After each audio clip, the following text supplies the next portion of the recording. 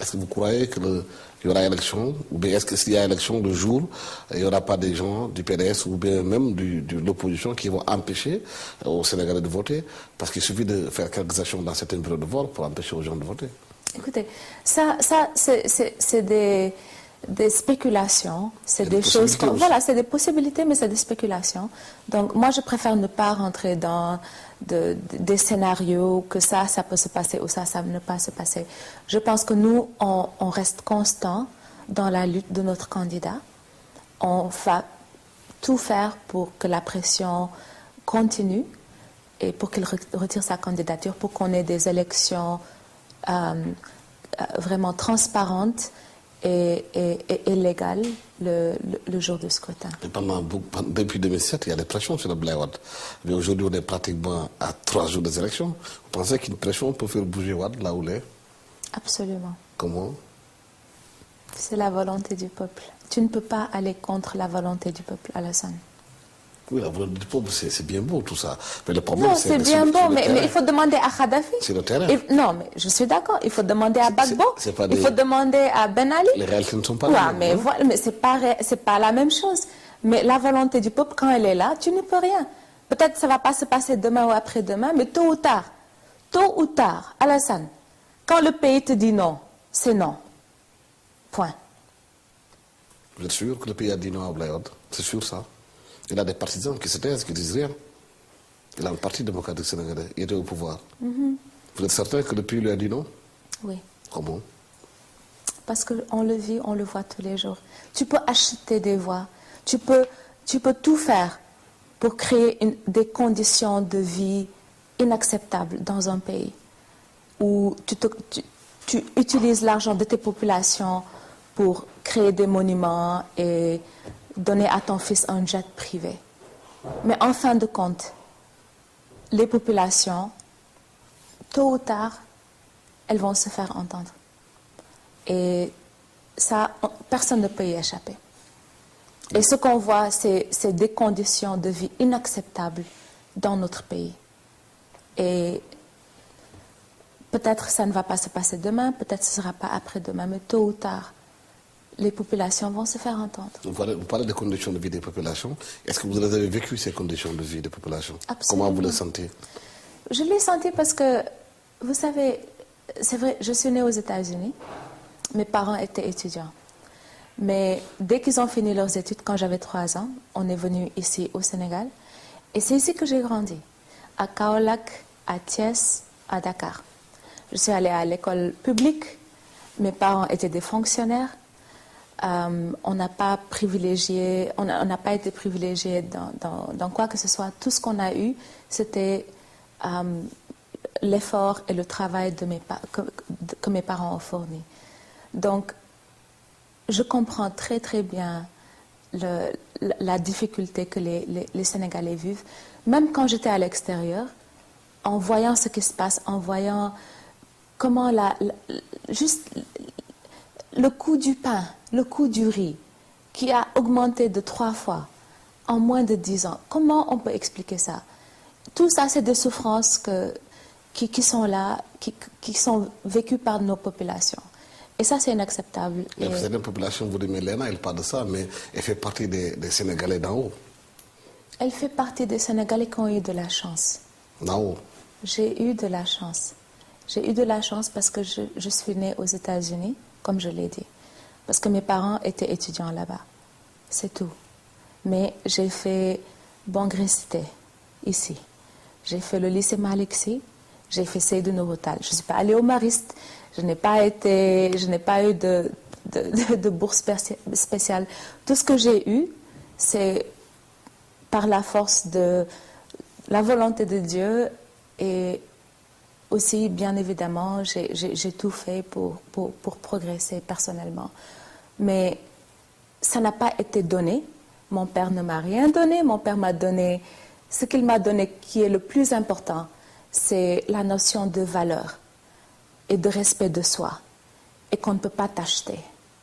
Ça, c'est ce qu'il m'a donné. Il ne m'a pas donné l'argent, il ne m'a pas donné les moyens pour devenir quelque chose. Ça, c'est quelque chose que tu obtiens toi-même. Et ça, je l'adore pour ça et je le respecte pour ça. c'est des valeurs qu'on ne peut pas acheter. Donc ça c'est des choses qui m'ont été données et à ma famille, à ma soeur et à mon frère depuis qu'on était jeunes. Je disais tantôt, beaucoup de Sénégalais sont devant les hôpitaux, n'ont pas le moyen de soigner. Vous, vous aspirez à prendre le pays. Si vous le prenez, il ne s'agit pas de dire on va faire. Qu'est-ce que vous allez faire et comment allez-vous faire? Déjà, il faut qu'on clarifie une chose. Ce n'est pas nous, c'est notre candidat qui aspire à prendre le pays. Il est dans une équipe. Oui, il est absolument dans une équipe. Mais on est derrière lui. C'est lui qui prend les décisions et qui a les solutions pour les Sénégalais. C'est Idrissa Seck. C'est Idrissa Seck et son équipe derrière lui. Et comme je l'ai dit, c'est quelqu'un qui a passé des années, les années passées, à faire des visites de proximité, à rencontrer les experts dans tous les secteurs pour chercher les solutions qui vont bénéficier tous les Sénégalais, qu'ils soient à l'intérieur du pays et dans la diaspora. Donc c'est ça qui a été à la base de son projet de société, son programme pour le Sénégal, qui a été communiqué en novembre et qui est disponible dans le site officiel de notre candidat et du quatrième président. Il y a la cherté de la vie, les Sénégalais payent le courant plus cher, payent l'eau, l'électricité cher, l'huile cher, le pain cher. Justement. C'est des questions fondamentales. Non, mais absolument. Vous attendent. Absolument, Alassane. Ce que je dis, c'est que toutes ces questions, tous les secteurs qui touchent le Sénégal ont été pris en compte dans son programme pour le Sénégal. Tout ce que vous avez à faire, comme je l'ai dit, c'est dans le site officiel idcatpresident.com. Tous les secteurs sont touchés, mais on ne peut pas parler de programme individuel d'un candidat ou d'un autre sans le préalable. Le préalable, c'est la fondation. C'est-à-dire il faut que la Constitution soit respectée.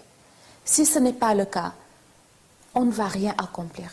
Quelles que soient les idées ou les solutions proposées par quelque candidat que ce soit, tant que la Constitution n'est pas respectée, rien ne pourra être accompli. Parce que tout pourra être changé à la dernière minute, à la volonté du chef de l'État qui pense qu'il peut avoir la force de changer les choses à sa volonté. Tant que ça n'est pas réglé, on ne peut pas parler de programme individuel de candidat. Oui, mais ça, vous le dites, le Conseil a déjà donné son verdict. Comme je le disais tantôt, les choses sont déjà là, à l'État. Le camp du pouvoir vous dit, mais s'ils n'étaient pas contents, il ne fallait pas déposer le candidat. C'est une question que je répète dans cette émission. Donc vous devez déposer votre candidature quand même. Absolument. Et en acceptant en ce moment-là que le Conseil fasse ce travail. Mais c'est clair. Est-ce qu'il n'y a pas d'incohérence dans votre débat? Il n'y a absolument aucune incohérence. Parce que si tu comptes sur un Conseil constitutionnel à jouer son rôle, à être objectif, et de faire ce que la Constitution dit, ça c'est une chose. Et si tu as un Conseil constitutionnel qui bénéficie de hausse de salaire, de bénéfices de 5 millions, ça c'est autre chose. Donc, on ne peut pas parler d'une situation qui est absolument normale et cohérente. On est dans un environnement où on a un président qui est prêt à tout pour imposer sa candidature pour un troisième mandat qui est inconstitutionnel. Donc, il faut que nous aussi, on soit prêts à tout pour l'arrêter. Et c'est ce que notre candidat fait. Maintenant, sur le plan personnel, vous avez tout laissé, vous avez décidé de venir, parce qu'on avait commencé comme ça le début de cet entretien. Qu'est-ce que vous avez appris quand vous êtes venu au Sénégal, dans cette campagne-là, personnellement? Comment vous la vivez? Personnellement, j'ai appris que je suis fière du choix que j'ai fait. Parce que tous les jours que j'ai passés à côté de Idrissa Seck, chaque jour a aidé à renforcer cette certitude que j'ai, qu'il est le meilleur choix pour l'avenir du Sénégal. Point. Pour les jeunes, pour les femmes, pour tout le monde. Et vous, personnellement, comment vous vivez cela? Je vis ça avec beaucoup d'humilité et beaucoup de gratitude. C'est pas facile, hein, je ne vais pas vous dire que c'est facile, mais pouvoir participer à la lutte pour l'avenir de notre pays, c'est un honneur. Et c'est un privilège. Et je suis... Et beaucoup de gens qui vous rencontrent dans la campagne disent que vous avez beaucoup de succès dans la campagne. Pourquoi? C'est quoi votre secret? On a une équipe formidable. Vous, personnellement? On a une équipe formidable. Ce n'est pas une question d'une personne. On est ensemble, on travaille ensemble, on a la même mission et on fait tout pour que notre candidat réussisse. Mais est-ce que ça le n'a pas choisi Lena aussi parce qu'elle dégage une autre personnalité qui fait qu'elle magnétise beaucoup de gens qui la regardent? Alassane, like quoi?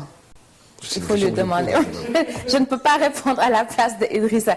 Tout ce que je sais, c'est qu'il m'a donné une mission et je travaille avec mon équipe. Maintenant, le reste, là, il faut que yo nga laaj comme. Le Sénégal semble être à la croisée des chemins.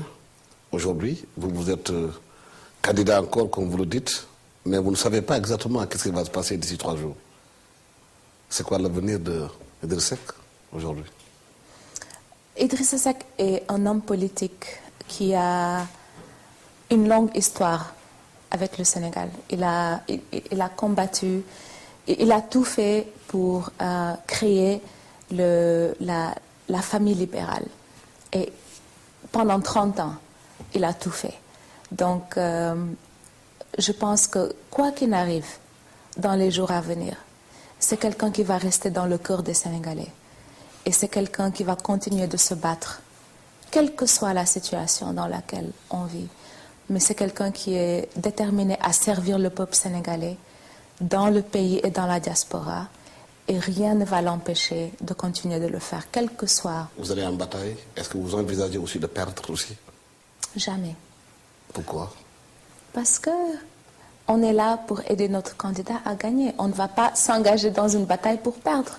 Donc on s'engage. Quand on va dans une bataille, il y a tous les plans. Il y a le plan A, non, le plan B. absolument. Mais notre priorité, c'est de faire que notre candidat, qu'il gagne. Mais avant ça, il faut bien évidemment que la situation soit que le minimum soit là, que la Constitution soit respectée, que Wade retire sa candidature et qu'on ait un environnement où on peut avoir des élections transparentes. Et s'il n'y a pas d'élection? On va continuer la lutte, Alassane. Ça, ce n'est pas une question de jour. C'est une question de principe. C'est une question c'est un minimum. On ne peut pas bâtir ou essayer d'amener des changements dans un pays quand les conditions préalables ne sont pas établies. C'est impossible. Il faut que la fondation soit établie avant qu'on parle de la construction de la maison ou de quoi que ce soit. Et si les autres concurrents avec qui vous êtes n'ont pas cette même vision que vous? Ils ont signé la même déclaration que notre candidat. Donc, pas une forcément. Bible, la déclaration, ce n'est pas une Bible. Mais c'est leur signature. C'est des gens qui veulent gouverner ce pays. Si leur signature ne compte pour rien, alors ils ne devraient pas être candidats. Lena Sène, merci de nous avoir reçus chez vous. Je rappelle que Lena Sène est la directrice de campagne du candidat Idrissa Seck. idforpresident.com, c'est son site internet. Merci Lena de nous avoir reçus chez vous. Au revoir.